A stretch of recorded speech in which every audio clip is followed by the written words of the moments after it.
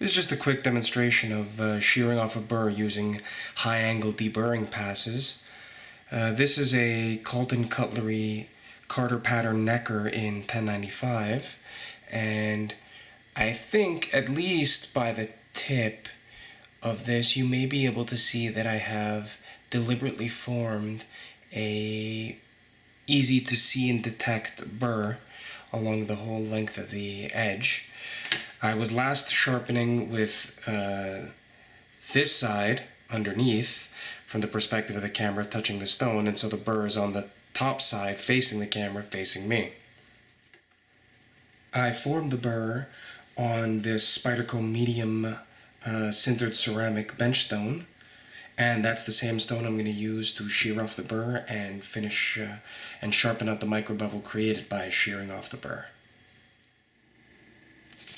To give a quick little demonstration of just how much of a burr there is on this edge,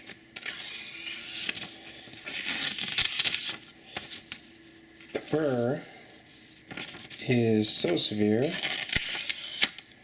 that the knife has severe trouble slicing newsprint. So now I'm going to put my Spyderco medium bench stone in front of the camera and put some mineral oil on it because that makes it less prone to forming a burr.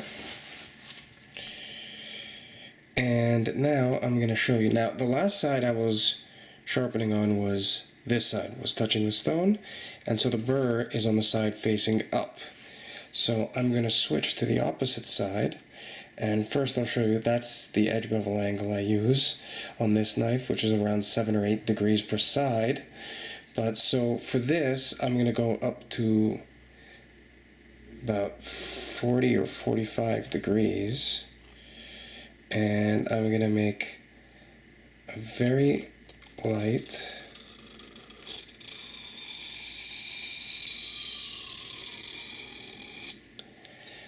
pass, edge leading only, and on the other side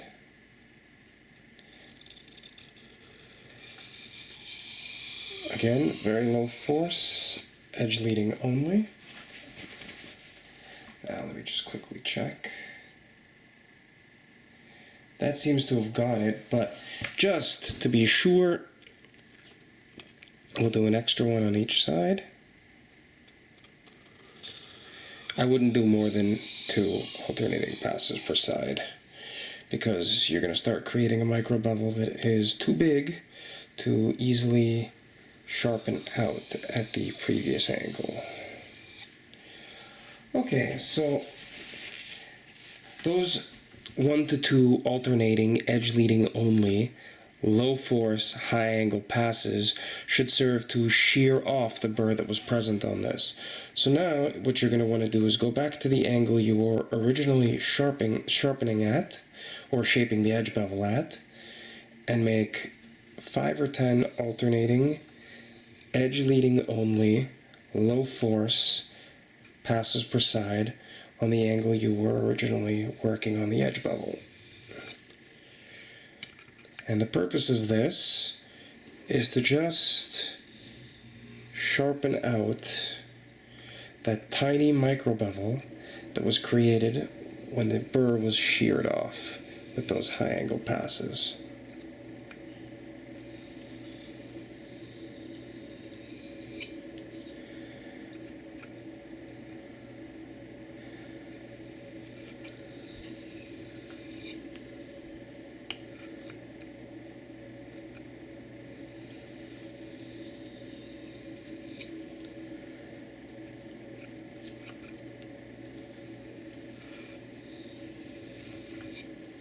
Oh, it's alright, bumped the camera.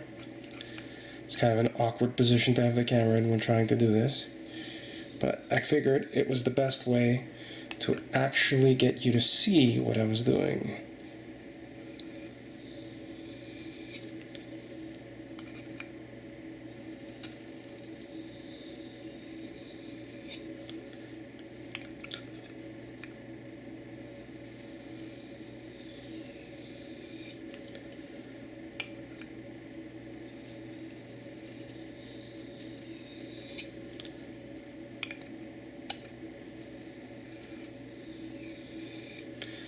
Okay, so now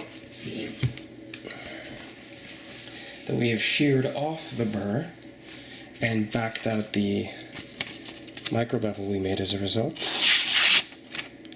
you can see that we're trivially push-cutting newsprint with the grain and trivially slicing it. And we might be able to do cross-grain push cuts at 90 degrees. So that is the method I use for shearing off a burr, and it's a method that I think is not that hard to learn and that has the advantage compared to all the other silly things I've heard, like pulling it through a cork or a block of felt or a piece of wood, of not tearing off the apex behind the burr in the process.